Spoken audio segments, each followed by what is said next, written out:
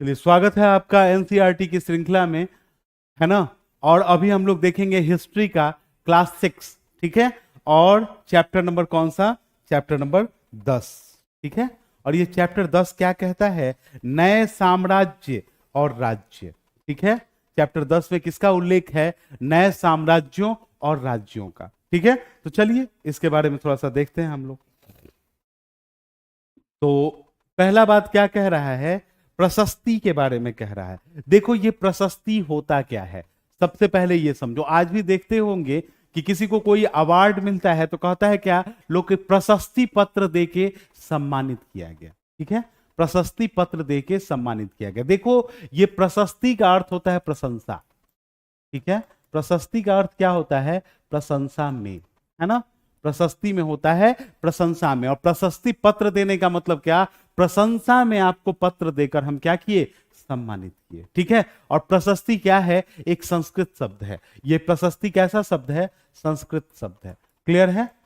प्रशस्ति क्या शब्द है? संस्कृत शब्द है। और प्रशस्ति का अर्थ क्या होता है? प्रशंसा में, है ना। आज भी वो उतना ही ये है कि लोग कहते हैं प्रशस्ति पत्र देकर सम्मानित किया गया, मतलब प्रशंसा में पत्र देकर सम्मानित किया गया। अच्छा, प्रशस्ति का जहां तक ये है, जिक्र है, तो सबसे इंपॉर्टेंट अगर प्रशस्ति पत्र है तो वह किसका है? तो समुद्रगुप्त का है। किसका है? समुद्रगुप्त का, ठीक है। और समुद्रगुप्त का कौन सा? इलाहाबाद प्रशस्ति लेख। क्या? इलाहाबाद प्रशस्ति लेख, ठीक है। यह सबसे इंपॉर्टेंट प्रशस्ति पत्र माना जाता है। यह सबसे इंपॉर्टेंट प्रशस्ति पत्र माना जाता है, जो ये इलाहाबाद, अच्छा इलाहाबाद का तो अभी नाम चेंज हो गया ना, प्रयागराज हो गया, ठीक है। और ये इलाहाबाद में किसका या प्रयागराज में किसका? अशोक स्तंभ पर उत्कीर्ण है। किस स्तंभ पर? अशोक स्तंभ पर उत्कीर्ण किया गया है समुद्रगुप्त का प्रशस्ति लेख, इलाहाबाद प्रशस्ति लेख। अच्छा, इसकी रचना किसने की है? यह इलाहाबाद प्रशस्ति लेख की जो रचना की है, यह हरिसेन ने की है। किसने की है? हरिसेन ने। अब सवाल उठता है, हरिसेन कौन थे? तो हरिसेन जो थे वो समुद्रगुप्त के दरबारी कवि थे। समुद्रगुप्त के कौन थे? तो समुद्रगुप्त के ये दरबारी कवि थे। इसने क्या किया? समुद्रगुप्त की प्रशंसा में, समुद्रगुप्त की प्रशंसा में, है ना। और समुद्रगुप्त के विजय अभियान, देखिए इलाहाबाद प्रशस्ति लेख में मेनली क्या है? तो समुद्रगुप्त के विजय अभियानों का उल्लेख है, ठीक है। समुद्रगुप्त के क्या है? विजय अभियानों का उल्लेख है और इसमें इसकी प्रशंसा की गई है। तो ये सबसे महत्वपूर्ण प्रशस्ति लेख है। कौन? इलाहाबाद प्रशस्ति लेख। ये रहा आपका सामने, ठीक है। ये रहा आपका सामने इलाहाबाद प्रशस्ति लेख। क्लियर है? चलिए आगे बढ़ा जाए, है ना। देखिए, कह रहा है समुद्रगुप्त की प्रयाग प्रशस्ति। अभी आपको हम बताए हैं, समुद्रगुप्त की प्रयाग प्रशस्ति की रचना किसने की थी? हरिसेन ने की थी। किसने की थी? हरिसेन ने की थी। और यह किसका है? तो अशोक स्तंभ पर उत्कीर्ण है। किस स्तंभ पर? अशोक स्तंभ पर उत्कीर्ण है। क्लियर है? अशोक स्तंभ पर उत्कीर्ण है। आपको पता है हरिसेन कौन थे? तो हरिसेन कौन थे? समुद्रगुप्त के दरबारी कवि थे। समुद्रगुप्त के क्या थे? हरिसेन कौन थे? तो समुद्रगुप्त के दरबारी कवि थे। क्लियर है? और इसमें जो चर्चा की गई है वो समुद्रगुप्त की प्रशंसा की गई है, ठीक है। समुद्रगुप्त की प्रशंसा में इसने दो बातें बताई है। देखो, दक्षिण भारत के राज्य जो थे वो बोला है, उसमें लिखा हुआ है कि दक्षिणावर्त के 12 शासक। कितने? दक्षिणावर्त के 12 शासक, ठीक है। और आर्यावर्त के कितने? आर्यावर्त मतलब नॉर्थ इंडिया, आर्यावर्त के 9 शासकों को। कितने शासकों को? 9 शासकों को इसने क्या किया था? समुद्रगुप्त ने पराजित किया था। किसने पराजित किया था? समुद्रगुप्त ने पराजित किया था। क्लियर है? और समुद्रगुप्त को क्या किया? जब इन राज्यों को उसने पराजित किया तो क्या किया? तो दक्षिणावर्त के 12 शासकों को पराजित करके इनको बोला इनका राज्य वापस लौटा दिया, ठीक है। और बोला कि आप शासन कीजिए, लेकिन किसके नाम से? मेरे नाम से शासन कीजिए। आर्यावर्त के 9 शासकों को पराजित किया और इसके सारे राज्य को क्या किया? उसने अपने राज्य का हिस्सा बना लिया। लेकिन इन राज्यों को हिस्सा नहीं बनाया, उन्हीं को शासक बना दिया और बोला क्या? आप मेरे नाम से शासन करो। और आर्यावर्त के 9 शासकों को पराजित करके क्या किया? वह अपने साम्राज्य में मिला लिया। एक बात और ध्यान दीजिएगा, ये जो समुद्रगुप्त था इससे कुषाण और कौन? तो शक वंश, श्रीलंका का वंश, शक नहीं, तक की चर्चा आगे करेंगे। कुषाण और श्रीलंका से भी इसका रिश्ता था, है ना।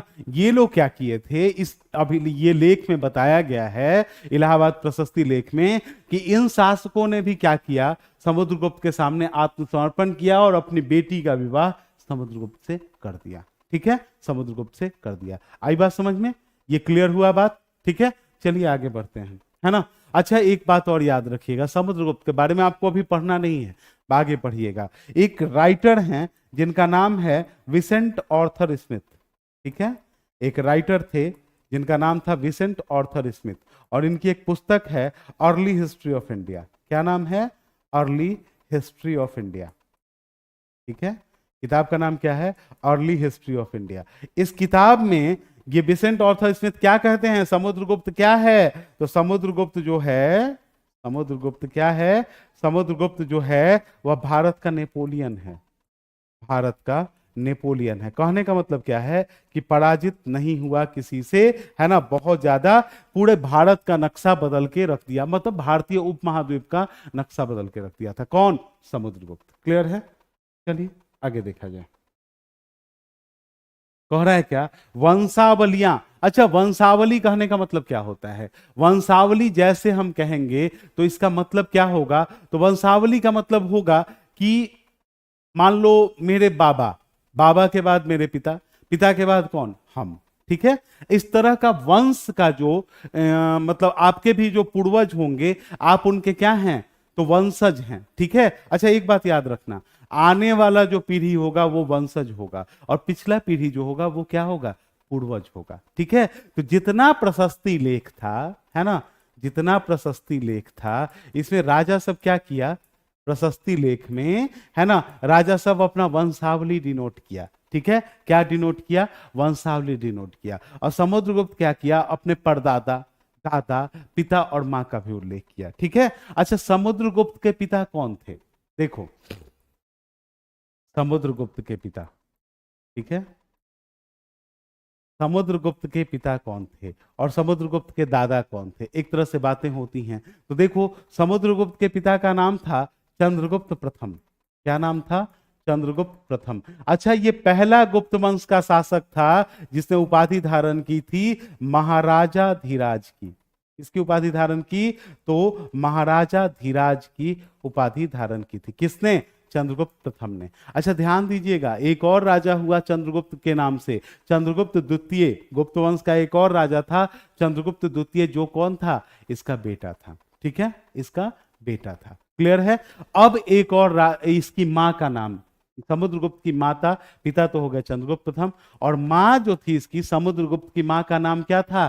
कुमार देवी। क्या नाम था? कुमार देवी। और ये कुमार देवी जो थी, ये कहां की थी? तो लिच्छवी गणराज्य से, लिच्छवी गणराज्य की क्या थी? ये राजकुमारी थी। ठीक है, लिच्छवी गणराज्य की राजकुमारी थी। क्लियर है? लिच्छवी गणराज्य की राजकुमारी थी, है ना। चलिए, ये तो समझ में आया। कुमार देवी जो थी समुद्रगुप्त की माता थी, है ना, समुद्रगुप्त के पिता हो गए और यहां समुद्रगुप्त की माता हो गई। ये प्रशस्ति में इसने बताया है। और कुमार देवी क्या थी? तो कुमार देवी लिच्छवी गणराज्य की राजकुमारी थी। ठीक है। और समुद्रगुप्त भी जब राजा बना तो इसने भी ये उपाधि रखी, महाराजा धीराज की उपाधि इसकी भी थी। अब आपसे आगे के क्लास में हम लोग जानेंगे, अभी आपको सिर्फ बता देते हैं कि गुप्त वंश का संस्थापक कौन था? श्रीगुप्त। श्रीगुप्त के बाद एक दूसरा राजा बना घटोत्कच। ठीक है, घटोत्कच के बाद चंद्रगुप्त प्रथम बने, और चंद्रगुप्त प्रथम के बाद समुद्रगुप्त आए। एक वंशावली जो कहा जाता है कि समुद्रगुप्त क्या किया था? परदादा, दादा, पिता और माता का उल्लेख किया, है ना। तो हम आते हैं इसमें, समुद्रगुप्त के पिता कौन थे? तो समुद्रगुप्त के पिता का नाम क्या था? चंद्रगुप्त प्रथम। ठीक है, याद रखिएगा, है ना। और चंद्रगुप्त प्रथम के पिता कौन थे? तो इनके पिता का नाम क्या था? घटोत्कच। ठीक है, घटोत्कच। और इसके परदाता कौन? श्रीगुप्त। और ये जो श्रीगुप्त थे, यही इस वंश के संस्थापक थे। आगे की क्लास में हम लोग इसके बारे में जानेंगे। क्योंकि अभी यहां बताया गया है कि समुद्रगुप्त के परदादा, दादा, पिता और माता का उल्लेख है, तो हम आपको एक बता दिए उसका ये करके, ठीक है। और महाराजा धीराज की उपाधि सबसे पहले किसने धारण की? चंद्रगुप्त प्रथम ने। समुद्रगुप्त यह उपाधि रखा था। इसकी मां का नाम क्या था? कुमार देवी, जो लिच्छवी गणराज्य की राजकुमारी थी। क्लियर है? यह समुद्रगुप्त का एक छोटा सा इंट्रोडक्शन हुआ, है ना। चलिए आगे क्लास को देखिए। अगला स्लाइड क्या कह रहा है? विक्रम संवत। अच्छा, विक्रम संवत था क्या? क्यों धारण करते थे राजा यह विक्रम संवत की उपाधि? देखिएगा, गुप्त वंश में अगर देखा जाए, गुप्त वंश का जो शासक था, गुप्त वंश का कौन? चंद्रगुप्त द्वितीय, ठीक है। गुप्त वंश का कौन? चंद्रगुप्त द्वितीय। ये भी धारण किया था उपाधि किसकी? विक्रमादित्य की उपाधि धारण किया था। कौन सी उपाधि? विक्रमादित्य की उपाधि। अब सवाल उठता है ये विक्रमादित्य की उपाधि क्या थी? तो शकों को पराजित करने के उपलक्ष्य में। किसको? शकों को पराजित करने के उपलक्ष्य में। क्लियर है? देखो, शकों को जो भी पराजित किया है ना, शक राजवंश को जो भी पराजित किया, यह राजवंश पश्चिम भारत का राजवंश था, जो भी शकों को पराजित किया वह क्या किया? विक्रमादित्य की उपाधि धारण किया। ठीक है, किसको? शकों को पराजित करने वाला। और सबसे पहले अगर पहला विक्रमादित्य जो था, ठीक है, पहला विक्रमादित्य, अभी हम आपको बताएंगे इसके बारे में। पहला विक्रमादित्य जो था वह उज्जैन का राजा था। कहां का राजा था? उज्जैन का राजा। और यह जब शकों को पराजित किया तो 58 ईसा पूर्व में, ठीक है, उज्जैन का राजा था और 58 ईसा पूर्व में इसने विक्रमादित्य की उपाधि धारण की थी। ठीक है, यह पहला विक्रमादित्य था। और विक्रम संवत, ये जो है, यह विक्रम संवत का आरंभ कब हुआ था? तो विक्रम संवत का आरंभ 58 ईसा पूर्व में ही हुआ था। कब हुआ था? तो 58 ईसा पूर्व में ही हुआ था, जब यह उज्जैन का राजा जो था, यह शकों को पराजित किया और विक्रमादित्य की उपाधि धारण की। यह विक्रम संवत क्या है? हिंदू कैलेंडर है ना। हिंदू कैलेंडर है विक्रम संवत। अब आप कहेंगे कि विक्रम संवत किस देश का राष्ट्रीय कैलेंडर है? तो यह नेपाल का राष्ट्रीय कैलेंडर है। ठीक है, नेपाल का राष्ट्रीय कैलेंडर है, क्योंकि नेपाल एक हिंदू राष्ट्र है और इसने विक्रम संवत को ही अपना नेशनल कैलेंडर बना के रखा है। अगर आपसे पूछे कि भारत का राष्ट्रीय कैलेंडर कौन है? शक संवत। इसका आरंभ कब हुआ था? 78 ईस्वी में। और कौन किया था? कनिष्क। इसकी चर्चा यहां नहीं है, आपको सिर्फ जानकारी के लिए बताया जा रहा है। ठीक है, चूंकि यहां विक्रम संवत की बात थी, इस कारण ये बातें आपको बताई गई, है ना। अच्छा देखो, विक्रमादित्य की उपाधि, ये जो विक्रमादित्य की उपाधि थी, विक्रमादित्य की उपाधि यह 14 राजाओं ने धारण की है भारतीय इतिहास में। विक्रमादित्य की उपाधि कितने शासकों ने? 14 शासकों ने यह उपाधि ली है। ठीक है, और सबसे विख्यात अगर विक्रमादित्य कहा जाए तो यही था चंद्रगुप्त द्वितीय। आपसे प्रश्न पूछा जाएगा कि भारतीय इतिहास में कितने राजाओं ने विक्रमादित्य की उपाधि धारण की थी? तो 14 राजाओं ने। ठीक है, सबसे विख्यात विक्रमादित्य कौन हुआ? चंद्रगुप्त द्वितीय। विक्रम संवत का आरंभ कब हुआ? 58 बीसी में। ठीक है, विक्रमादित्य की उपाधि क्यों धारण की जाती थी? तो जो भी राजवंश पश्चिम भारत के शक राजवंश को पराजित करता था, वह विक्रमादित्य की उपाधि धारण करता था। हो गई बात समझ में? हुआ ये क्लियर? चलिए आगे पढ़ा जाए, है ना। आगे पढ़िए।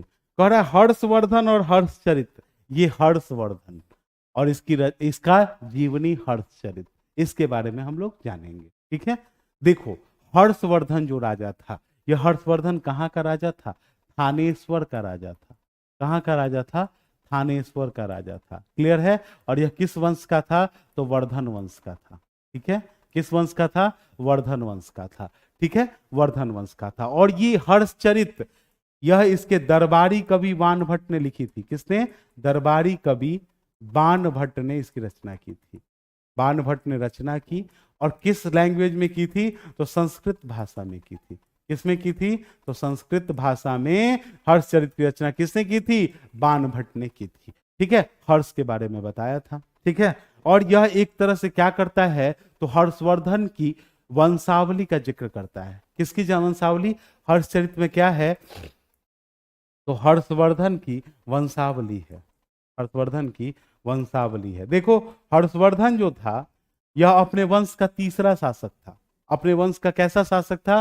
तीसरा शासक था। इसके पिता जो थे राज्यवर्धन, वही किए थे इस वंश की स्थापना। राज्यवर्धन के बाद सॉरी प्रभाकर वर्धन ने, प्रभाकर वर्धन ने इस वंश की स्थापना की थी।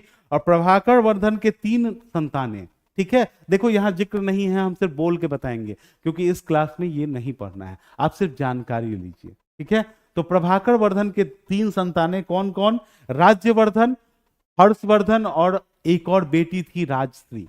क्या नाम था? राजश्री। तो प्रभाकर वर्धन की मृत्यु के बाद जब राज्यवर्धन गद्दी पे बैठा, और राज्यवर्धन के बाद उसका भाई हर्षवर्धन बैठा गद्दी पर, और यह अपने वंश का सबसे प्रतापी शासक था। एक बात याद रखिएगा, आगे की क्लास में आपको मिलेगा, है ना। इसने क्या किया था? तो इसने अभी जो कुंभ मेला लगता है, कुंभ मेला आरंभ करने का श्रेय किसको है? हर्षवर्धन को ही है, ठीक है। कुंभ मेला आरंभ करने का श्रेय किसको है? हर्षवर्धन को है। क्लियर है? अच्छा देखना, हर्षवर्धन पूरा भारत जीता, हर्षवर्धन नॉर्थ इंडिया जीता। इसको उत्तर भारत का अंतिम महान हिंदू सम्राट कहा जाता है। लेकिन जब यह अपना दक्षिण अभियान किया, है ना, यह अपना दक्षिण अभियान किया, तो इसको टकराना पड़ा किससे? तो पुलकेशिन द्वितीय से टकराना पड़ा, ठीक है। पुलकेशिन द्वितीय से इसको टकराना पड़ा, और पुलकेशिन द्वितीय क्या किया? हर्षवर्धन को पराजित किया। तो हर्षवर्धन के विजयी जीवन में एकमात्र पराजय किसने दिया था? पुलकेशिन द्वितीय ने। और पुलकेशिन किस वंश का शासक था? तो चालुक्य वंश का, चालुक्य वंश का था पुलकेशिन द्वितीय। फाइनली क्या हुआ? हर्षवर्धन और पुलकेशिन के बीच एक समझौता हुआ, और ये लोग क्या किया? नर्मदा नदी को अपनी सीमा माना। किस नदी को? नर्मदा नदी को सीमा रेखा माना। नर्मदा के उधर ये पुलकेशिन, और नर्मदा के इधर कौन? हर्षवर्धन। तो नर्मदा नदी को ये लोग अपना सीमा माना। क्लियर है? तो यह था एक हर्षवर्धन के बारे में एक छोटी सी जानकारी। चलिए, जो आपको आपके क्लास में पढ़नी है ना। आपके क्लास में जितना पढ़ना है उतना ही आपको पढ़ाएंगे, उससे ज्यादा हम कैसे पढ़ा दें, है ना। और धीरे धीरे जब क्लास आगे बढ़ेगा, चैप्टर आगे बढ़ेगा, तो और बातें बताई जाएंगी। क्लियर है? चलिए आगे पढ़िएगा। कह रहा है क्या?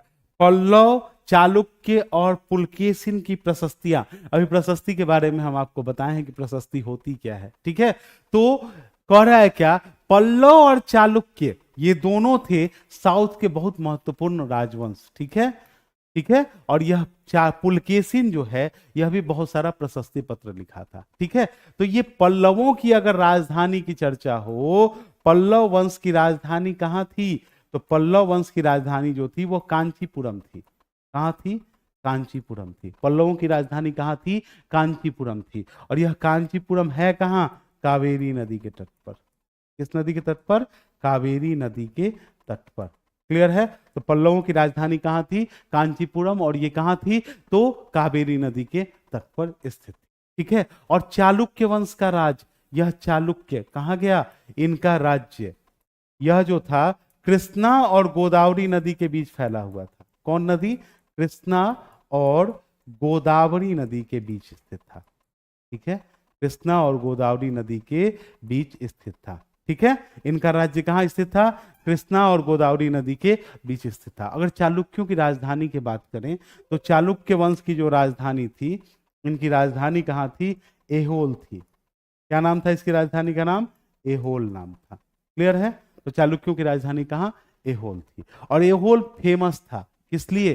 तो अपने मंदिरों के लिए, ठीक है। एक तरह से कह लो यह एक धार्मिक श्रेष्ठता थी इसकी, ठीक है। और चालुक्य वंश का सबसे फेमस शासक कौन? पुलकेशिन द्वितीय। चालुक्य वंश का सबसे फेमस शासक कौन? पुलकेशिन द्वितीय। किस वंश का भाई? तो चालुक्य वंश का। किस वंश का? चालुक्य वंश का। अच्छा, इसके बारे में सारी जानकारियां एहोल अभिलेख से मिलती है। किस अभिलेख से मिलती है? एहोल अभिलेख से मिलती है। अब आपसे कहा जाए एहोल अभिलेख की रचना किसने की थी? तो रवि कीर्ति ने की थी। किसने? रवि कीर्ति ने की थी। और ये रवि कीर्ति कौन था? तो इसका दरबारी कवि था, ठीक है। रवि कीर्ति कौन था? इसका दरबारी कवि था। एक बात और ध्यान रखिएगा, ये एहोल अभिलेख से यह जानकारी मिलती है कि पुलकेशिन को उसका साम्राज्य, पुलकेशिन को साम्राज्य किसने दिया था? तो पुलकेशिन को साम्राज्य उसके चाचा ने दिया था, ठीक है। उसके चाचा ने दिया था। मतलब इनसे पहले जो गद्दी पर बैठे थे वह इसके क्या थे, चाचा थे, और चाचा क्या किए, पुलकेशिन द्वितीय को गद्दी पर बैठाए थे। क्लियर है? चलिए, तो ये हो गया। अगला स्लाइड देखा जाए। कह रहा है क्या, प्रशासन। अब प्रशासन कैसे होता था? ठीक है, तो देखो प्रशासन की तरह होता क्या था कि राज्य का प्रशासन कौन चलाता था, ये तो सबसे इंपॉर्टेंट है ना। राज्य का प्रशासन कौन, राजा। राज्य का प्रशासन किसके हाथ में था, तो राजा के हाथों में था। क्लियर है? राजा के हाथों में था। अब राजा क्या करते थे भाई, तो राजा को अगर प्रशासन चलाना है तो अधिकारी चाहिए, अधिकारी चाहिए, है ना। राजा को प्रशासन चलाना है तो क्या चाहिए, अधिकारी चाहिए। तो यह वह समय था जब अधिकारियों का पद क्या हो गया, वंशानुगत हो गया। अधिकारी का पद क्या हो गया, वंशानुगत हो गया। मतलब बाप के बाद बेटा, बेटा के बाद उसका बेटा, और उसके बेटा के बाद उसका बेटा, यही पद को संभालेगा। क्लियर है? ये क्या करेगा, पद को संभालेगा, है ना। अच्छा, प्रशासन का जो यह प्राथमिक इकाई कह लो, मतलब सबसे नीचे वाला इकाई अगर प्रशासन की हम मानते हैं, तो इसकी प्राथमिक इकाई क्या थी, गांव थी। ठीक है, गांव ही मेन ये था। अगर इसका कह ले कि राज्य की आमदनी का स्रोत क्या था, ठीक है, राज्य की आमदनी का अगर स्रोत आपको कह ले तो क्या था, कृषि था। मेन सोर्स क्या था, कृषि आय का मेन सोर्स था।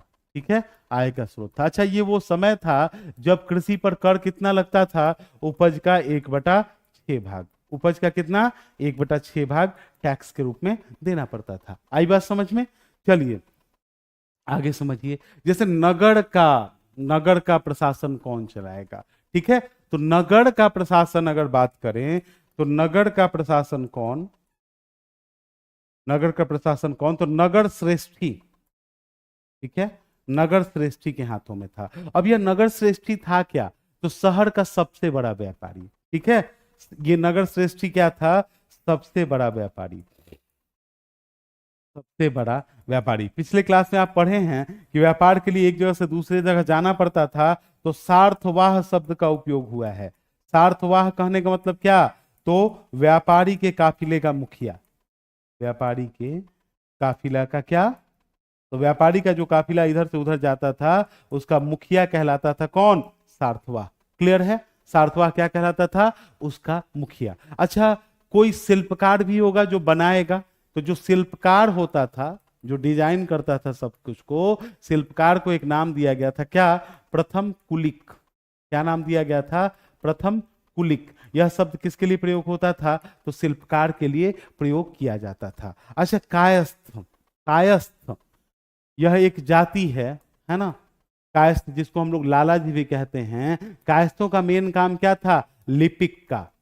कायस्थों का मेन काम क्या था, लिपिक का, मतलब लिखने पढ़ने का काम इनको दिया गया था। क्लियर है? यह था एक छोटा सा इंट्रोडक्शन इनके प्रशासन का। चलिए अगला देखिएगा, सेना। अब सेना के बारे में आते हैं हम। अब राजा क्या करते थे, राजा सेना को क्या करते थे, तो राजा की सेना कैसी थी, पहले ये जान लो। राजा की सेना कैसी थी, तो राजा की जो सेना थी, राजा की जो सेना थी पैदल थी, पैदल वाले थे इसमें। ठीक है, पैदल सैनिक थे, घुड़सवार थे, घुड़सवार थे, है ना। हाथी वाले थे, हाथी सेना। ठीक है, और एक और सेना थी, रथ सेना। ठीक है, रथ सेना। यह 4 भागों में बटा हुआ था इनका सेना। ठीक है, अच्छा इसके अलावा क्या होता था, कुछ कोई लोग क्या करता था, राजा क्या करता था कि नगद वेतन देता था, है ना। और आगे क्या करता था, कुछ ऐसे सैनिक भी थे जो अलग से लड़ते थे। ठीक है, कुछ सैनिक ऐसे थे जो ऐसे ही युद्ध के समय आते थे, कुछ सैनिक नेता जो युद्ध के समय आते थे, जो केवल युद्ध के समय आते थे। ठीक है, कुछ ऐसे सैनिक नेता थे जो केवल युद्ध के समय आते थे। इनको क्या करता था, तो इनको भूमि अनुदान दिया जाता था। ठीक है, इनको क्या किया जाता था, जमीन दे दिया जाता था जिसका टैक्स फ्री होता था, और आप क्या करो, इस जमीन को जोतो बो, है ना, और जरूरत जब पड़ेगा तो आ जाओ लड़ाई लड़ने के लिए। लेकिन यह पैदल, घुड़सवार, हाथी और रथ सेना, यह राजा की क्या थी, नियमित सेना थी। यह राजा की क्या थी, नियमित सेना थी। आई बात समझ में। और यह सैनिक नेता क्या करते थे, युद्ध के समय आते थे, इनको भूमि अनुदान के रूप में दिया जाता था। आई बात समझ में। अच्छा, जो भी शासक दुर्लभ होता क्या था, देखो एक बात और समझो, सामंत, इसमें क्या था, कुछ सामंत भी थे। सामंत का मेनली काम, सामंत इन शॉर्ट अगर समझो तो सामंत कहने का मतलब आज का जमींदार वर्ग, है ना। तो होता क्या था कि सामंत का काम क्या था, यही ये जो सैनिक नेता थे यही वास्तव में सामंत थे। अब राजा जब कमजोर पड़ने लगता था तो सामंत क्या करता था, अपना ऐसे ही राज्य स्वतंत्र कर देता था। बोलता था अब राजा के पास तो ताकत रहा नहीं, तो क्या करता था, सामंत अपनी स्वतंत्रता की घोषणा भी कर देता था। क्लियर है। चलिए अगला देखिएगा, कह रहा है क्या, दक्षिण के राज्यों में सभाएं, सभा का मतलब क्या होता है, एक बैठक, ठीक है। सभा का मतलब क्या, एक बैठक, ठीक है। और सभा जैसे होता था, सभा का अर्थ क्या था, अगर दक्षिण भारत के संदर्भ में सभा का अर्थ समझिए तो भूस्वामियों की बैठक, इनका जिनके पास जमीन है उन लोगों की जो बैठक होती थी उसी को क्या कहते थे, तो इन शॉर्ट सभा कहते थे, ठीक है, सभा कहते थे, है ना। और जहां के भूस्वामी, है ना, मान लो व्यापारियों की जो सभा थी, ठीक है, व्यापारियों की सभा मतलब शहर में, तो व्यापारियों की सभा जो थी, ठीक है, उसको नगरम कहा जाता था। क्या कहा जाता था, नगरम कहा जाता था। क्लियर है। व्यापारियों की सभा को क्या कहा जाता था, नगरम कहा जाता था। और ये सभाएं क्या करती थी, उप समिति का गठन करती थी। किसका गठन करती थी, उप समिति का गठन। अच्छा, उप समिति का गठन जो करेगा तो ये उप समिति का काम क्या होगा, तो सड़क का देखो व्यवस्था, है ना, सड़क का देखो व्यवस्था, ठीक है। उसके बाद देखो सिंचाई की व्यवस्था देखो, उप समिति का काम क्या था, सिंचाई की व्यवस्था देखो, ठीक है, इसकी व्यवस्था, सिंचाई की व्यवस्था देखो, कृषि कार्य की व्यवस्था देखो, है ना। इसके लिए क्या किया जाता था, उप समितियों का गठन किया जाता था। क्लियर है।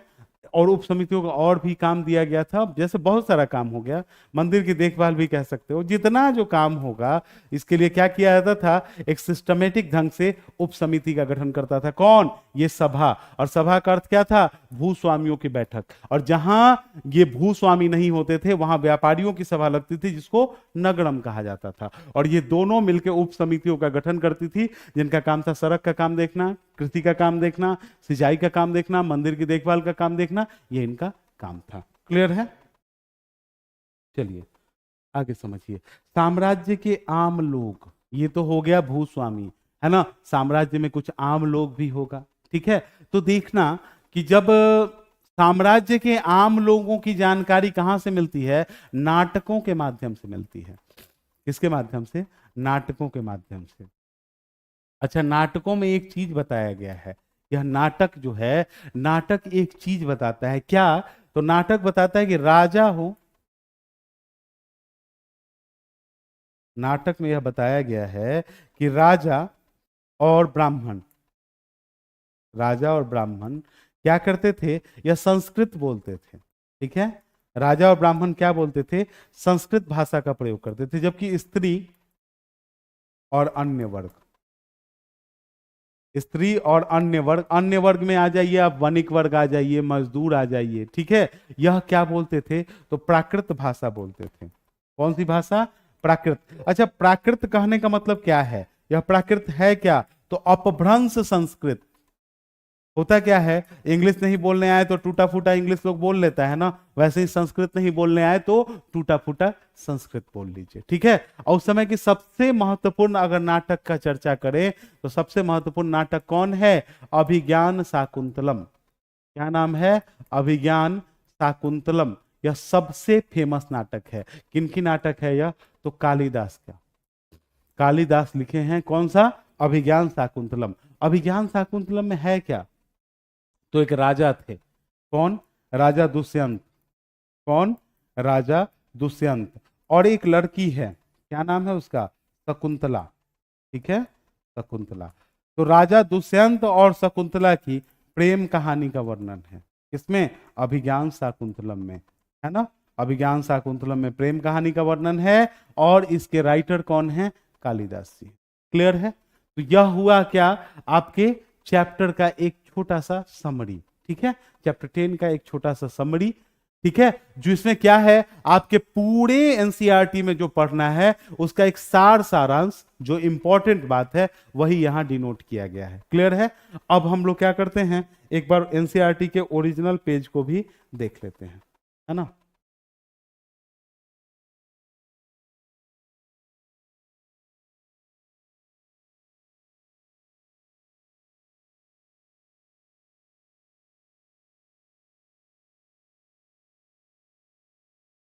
देखो एनसीईआरटी का ये क्या है, ओरिजिनल पेज है ना। और यहां हम लोग देखते हैं कि इसमें है क्या। चलिए, चैप्टर का नाम नया साम्राज्य और राज्य। कहानी जैसे बताता है वैसी कहानी। अरविंद राजा बना। अरविंद अपने स्कूल में खेले जाने वाले नाटक में राजा की भूमिका अदा करने के लिए चुना गया। उसने सोचा था वह शाही वेशभूषा में मूंछों पर ताव देते हुए रुपहले कागज में लिपटी तलवार को शान से पकड़कर चहलकदमी करेगा। जरा सोचो उसे कितनी हैरानी हुई जब उसे बताया गया कि उसे बैठकर बीना भी बजानी होगी, कविता पाठ भी करना है। एक संगीतज्ञ राजा, कौन हो सकता है वह? अरविंद सोचने लगा। ठीक है, अरविंद के दिमाग में यह बात है कि अच्छा, राजा ऐसा भी होता है जो संगीतज्ञ होता है। देखो अरविंद को क्या करना था, तो कह रहा है क्या कि दरअसल अरविंद गुप्त वंश के प्रसिद्ध राजा समुद्रगुप्त की भूमिका अदा कर रहा था।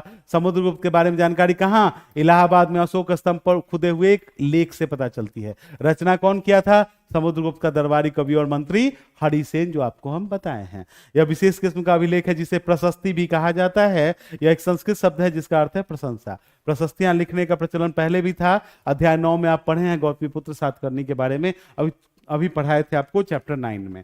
गुप्त काल में क्या हुआ, इसका महत्व बढ़ गया। और गौतमीपुत्र सातकर्णी का कौन लिखे थी? तो उनकी मां गौतमी बलश्री। यह पिछले क्लास में हम आपको बताए थे। ठीक है, चलिए आगे बढ़ा जाए। आगे कह रहा है समुद्रगुप्त की प्रशस्ति। तो समुद्रगुप्त की प्रशस्ति क्या करती है, हमें बताती है कि कवि ने इसमें राजा को एक योद्धा, है ना, युद्धों को जीतने वाला राजा, विद्वान और एक उत्कृष्ट कवि के रूप में भरपूर प्रशंसा की है। उसे ईश्वर के बराबर बता दिया है। प्रशस्ति में लंबे लंबे वाक्य दिए गए हैं, वैसा ही एक वाक्य का अंश यहाँ दिया गया है। ठीक है, हम आपको भी प्रशस्ति का एक फिगर दिखाए थे। ठीक है, चलिए आगे देखिएगा। देखिएगा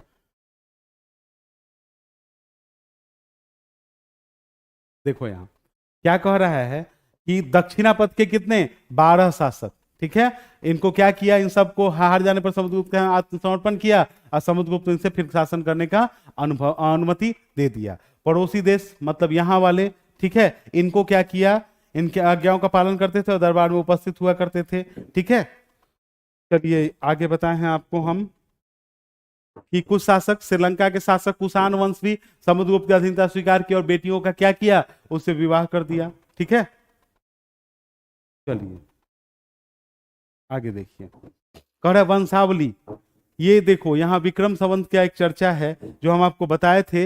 58 ईसा पूर्व में आरंभ हुआ था और विक्रम संवत परंपरागत रूप से गुप्त राजा चंद्रगुप्त द्वितीय के नाम से जोड़ा जाता है और शकों पर विजय के प्रतीक के रूप में इस संवत की स्थापना और विक्रमादित्य की उपाधि धारण की थी। चलिए, प्रशस्तियां क्या करती है, पूर्वजों के बारे में भी बताती हैं। समुद्रगुप्त के पितामह, प्रति पितामह मतलब परदादा, पितामह यानी दादा, है ना, पिता और माता के बारे में बताती है। माँ क्या थी, कुमार देवी लिच्छवी गणराज्य की थी। पिता चंद्रगुप्त गुप्त वंश के पहले शासक थे जिसने महाराजा धीराज की बड़ी उपाधि धारण की थी। समुद्रगुप्त यह उपाधि धारण किया था, है ना। आगे देखिए, इससे आभास होता है कि धीरे धीरे इस वंश का महत्व तो बढ़ गया। चलिए ठीक है, आगे आगे आगे समुद्रगुप्त के बारे में उसके बेटे चंद्रगुप्त द्वितीय की से भी जानकारी मिलती है सिक्कों अभिलेखों से। ठीक है, पश्चिम भारत में सैन्य अभियान किया और अंतिम शक शासक को पराजित किया। ठीक है, दरबार विद्वानों से भरा हुआ था। कालिदास और आर्यभट्ट भी थे और यह अध्याय 11 में हम लोग पढ़ेंगे। देखिए हर्षवर्धन के बारे में। ठीक है, हर्षवर्धन के बारे में आपको हम बताए हैं कि हर्षवर्धन 1400 साल पहले शासक था। दरबारी कवि बाणभट्ट था। संस्कृत में क्या किया, हर्षचरित लिखा था। हर्षवर्धन की वंशावली का भी जिक्र था, है ना। चीन का ह्वेनसांग इसके दरबार में आया था। 9 में को पढ़ाए हैं हम, बहुत दिन तक इसके दरबार में रहा भी था, यह भी आपको बताए हैं। और वह नालंदा यूनिवर्सिटी में भी पढ़ा था, यह भी आपको हम बताए हैं, है ना। चलिए हर्ष अपने पिता का बड़ा बेटा नहीं था, आपको बताया है। बड़ा भाई के मरने के बाद वह राजगद्दी पर बैठा। उसके बहनोई कन्नौज के शासक थे, आपको बताया बहन राजश्री का नाम था, है ना। हर्ष ने कन्नौज को अपने अधीन किया, बंगाल पर आक्रमण किया। देखिए कह रहा है नर्मदा नदी को पार करना चाहा तो पुलकेशिन द्वितीय उसको रोका था, आपको बताया, और नर्मदा को सीमा बना दिया था, है ना। देखिएगा आगे कह रहा है क्या, पल्लव चालुक्य और पुलकेशिन द्वितीय की प्रशस्तियां। कह रहा है क्या, पल्लवों की राजधानी कहां, देखो यहां पल्लवों की राजधानी कहां, कांचीपुरम, ठीक है। चालुक्य का राज्य कहां, तो कृष्णा और तुंगभद्रा नदियों के बीच। चालुक्यों की राजधानी कहां थी, एहोल। महत्वपूर्ण व्यापारिक केंद्र के साथ साथ यह क्या थी, एक धार्मिक केंद्र भी थी, आपको हम पीछे बताए हैं, है ना। चलिए आगे देखिए कह रहा है क्या, पुलकेशिन द्वितीय सबसे प्रसिद्ध चालुक्य शासक था। उसके बारे में जानकारी कहां से मिलती है, तो दरबारी कवि रवि कीर्ति लिखा है, एहोल अभिलेख, है ना। 4 पीढ़ियों के बारे में बताया है। पुलकेशिन द्वितीय अपने चाचा से यह राज्य मिला था, यह बात आपको हम बताए हैं, है ना। चलिए और आगे बढ़िए। रवि कीर्ति के अनुसार पूर्व और पश्चिम दोनों समुद्र तटीय इलाकों में अपना अभियान किया। उन्होंने हर्ष को आगे बढ़ने से रोका। हर्ष का अर्थ होता है आनंद। पुलकेशिन द्वितीय ने पल्लव शासक के ऊपर आक्रमण किया और कांचीपुरम की दीवार के पीछे शरण लेनी पड़ी, यह अलग बात है। चालुक्यों की विजय अल्पकालीन थी, यह आगे हम लोग देखेंगे, है ना। इनके प्रशासन का पता कैसे, प्रशासन की प्राथमिक क्या थी, गांव थी, है ना, गांव थी, ठीक है। चलिए महत्वपूर्ण पद क्या, अनुवांशिक बन गए, है ना। एक ही व्यक्ति कई पदों पर कार्य करता था, यह भी था, है ना। स्थानीय प्रशासन में नगर श्रेष्ठी मतलब नगर का सबसे बड़ा व्यापारी, सार्थवाह मतलब व्यापारी को क्या का नेता, प्रथम कुलिक मुख्य शिल्पकार और कास्त्यानी लिपिक, ठीक है। यह आपको बताया गया है ना।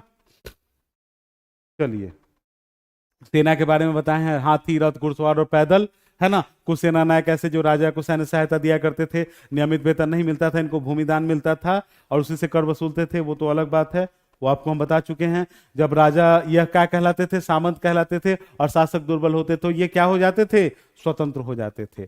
दक्षिण में सभा, है ना, आपको बताए हैं। ब्राह्मण भूस्वामियों का संगठन को क्या कहा जाता था, सभा। सभा क्या करती थी, उप समितियों का गठन करती थी जो सिंचाई खेती बाड़ी से जुड़े विभिन्न काम, सड़क निर्माण वगैरह का देखभाल करती थी। जिनमें भूस्वामी ब्राह्मण नहीं थे वहां क्या थी, वहां और नामक ग्राम सभा की बात की गई। नगरम बताए हैं व्यापारियों का एक संगठन है, ठीक है।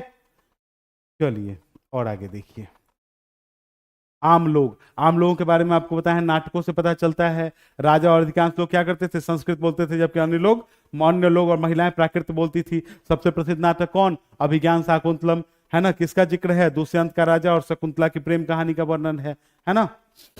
चलिए एक कहानी दिया हुआ है जिसको अध्याय 6 और 7 में पढ़ाया जा चुका है ना। चलिए चीनी यात्री के बारे में, है ना, वह बोला है कि ऊंचे और शक्तिशाली लोग अछूत मानते थे। गरीब ये मजदूरों को, इन लोगों को शहर या बाजार के भीतर आना होता था तो लकड़ी के एक टुकड़े पर चोट करते थे, है ना। बाणभट्ट भी ऐसा बताया है, ठीक है। चलिए आगे देखिए,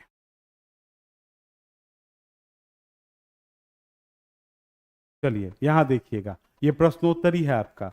हरिसेन ने गौतमी पुत्र सातकर्णी की प्रशंसा में प्रशस्ति लिखा था। हरिसेन किसका दरबारी कवि था, है ना, हरिसेन दरबारी कवि था समुद्रगुप्त का। तो ये गौतमीपुत्र सातकर्णी के बारे में थोड़ी लिखेगा, यह गलत है ना। आर्यावर्त के शासक समुद्रगुप्त के लिए भेंट लाते थे, नहीं, दक्षिणावर्त के लाते थे। आर्यावर्त को तो यह जीत लिया था, यह भी गलत है ना। चलिए आगे बढ़िए, अगला प्रश्न। दक्षिणापथ के 12 शासक थे, सही है ना। दक्षिणापथ में कितने शासक थे, 12 शासक थे, यह सही है। जिनको जीता और बोला कि आप क्या करो, राज करो मेरे नाम से। गुप्त शासकों के नियंत्रण में 2 महत्वपूर्ण केंद्र तक्षशिला और मदुरई थे, यह भी गलत है, ठीक है ना। एहोल क्या था, पल्लवों की राजधानी थी। पल्लवों की राजधानी कहाँ थी, कांचीपुरम थी। एहोल किनकी, तो चालुक्यों की। दक्षिण भारत में स्थानीय सभाएं सदियों तक काम करती रही, यह सही है। ऐसे 3 लेखकों के नाम बताओ जिन्होंने हर्षवर्धन के बारे में लिखा। यह तो आपको खोज के लिखना है बाहर से, ठीक है। इस क्लास में इतना ही आपको पढ़ना था, है ना। तो ये था आपका एनसीईआरटी का चैप्टर क्लास 6 का चैप्टर 10, है ना। अब अगले क्लास में हम लोग इसका अगला चैप्टर पढ़ेंगे और वह संभवतः आपका अगला आखिरी चैप्टर होगा कक्षा 6 का, ठीक है। तो मिलते हैं आप लोग अगले क्लास में।